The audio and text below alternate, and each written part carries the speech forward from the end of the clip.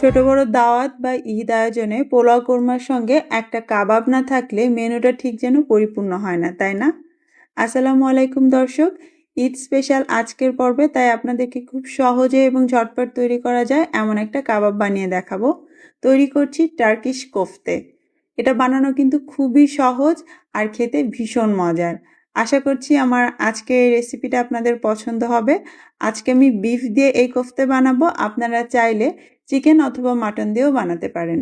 চলুন তাহলে শুরু করা যাক।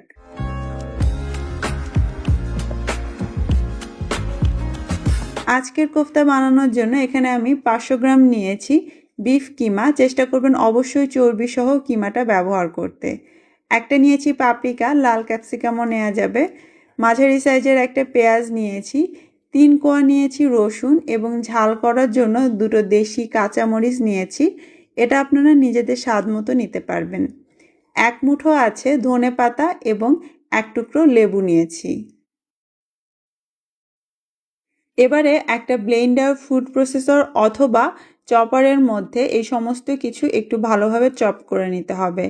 আমি প্রথমে ধনেপাতা, কাঁচামরিচ, পেঁয়াজ, রসুন এবং পাপরিকা দিয়ে দিলাম। পাপরিকার পেঁয়াজটাকে একটু ছোট করে কেটে দিয়েছি, তাহলে এটা ভালো মতো ঘুরতে পারবে।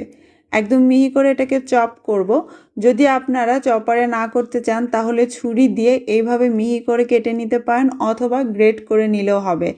তারপর কিমার সঙ্গে হাত দিয়ে ভালোভাবে চটকে মেখে নেবেন। আমি চপার দিয়ে এইভাবে মিহি করে চপ করলাম। এবারে এর মধ্যে অর্ধেক পরিমাণ দিয়ে দিচ্ছি সেই কিমা। যদি আপনি কিমা না ইউজ করেন সেক্ষেত্রে চর্বি সহ সলিড কিছু মাংস ছোট ছোট টুকরো করে একসঙ্গে এইভাবে চপ করে নিলেও কিন্তু হবে।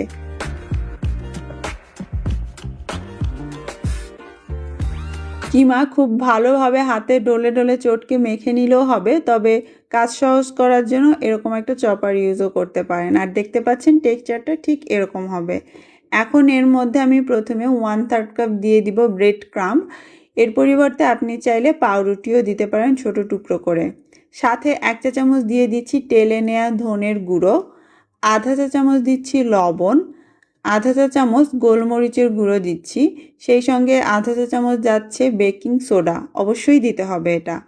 সাথে দিয়ে দিচ্ছি 1 চা চামচ আদা রসুন বাটা এবং দিয়ে দিচ্ছি লেবুর রস প্রায় 1 টেবিল চামচের মতো। বেকিং সোডা এবং লেবুর রস দুটো মিলে এই মিশ্রণটাকে ভেতর থেকে বেশ ফ্লেকি করে দিবে, যার কারণে আমাদের কাবাবটা খেতে অনেক সফট আর ভেতরে জুসি হবে।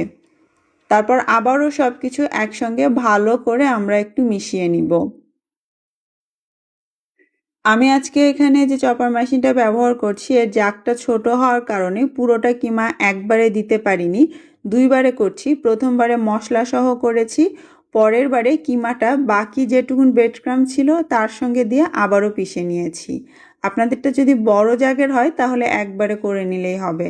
এখন এই দুটোকে আমি একসঙ্গে মিশিয়ে নিব এবং এর সঙ্গে আমি 1 টেবিল চামচ তেলও দিয়ে দিব। তেলের কারণেও কিন্তু আমাদের এই কাবাবটা ভেতর থেকে অনেক সফট হবে, আর তাছাড়া মাখানোর সময় হাতে চিপকেও যাবে না।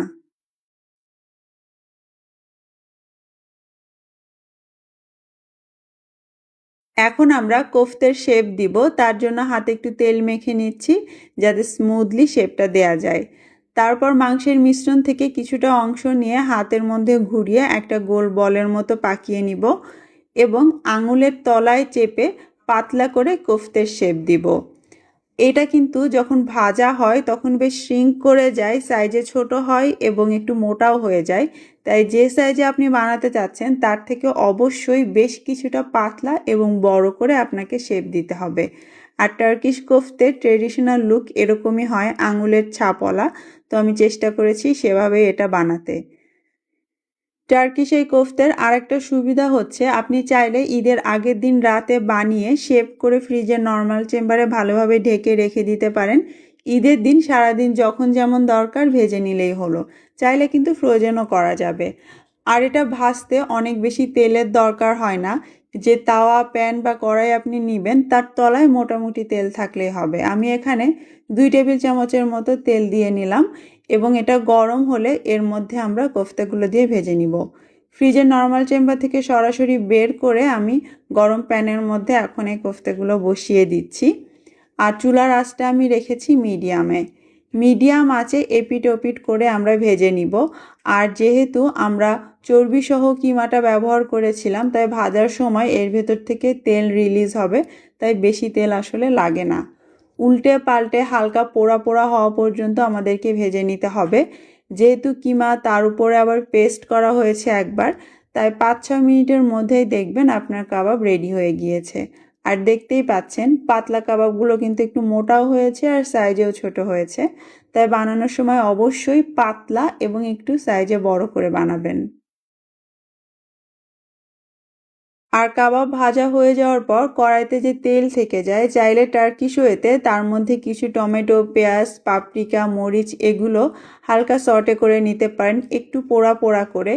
এটা কাবাবের সঙ্গে খেতেও যেমন মজা লাগে, তেমনি প্লেট সাজাতেও কিন্তু ভীষণ কাজে আসে।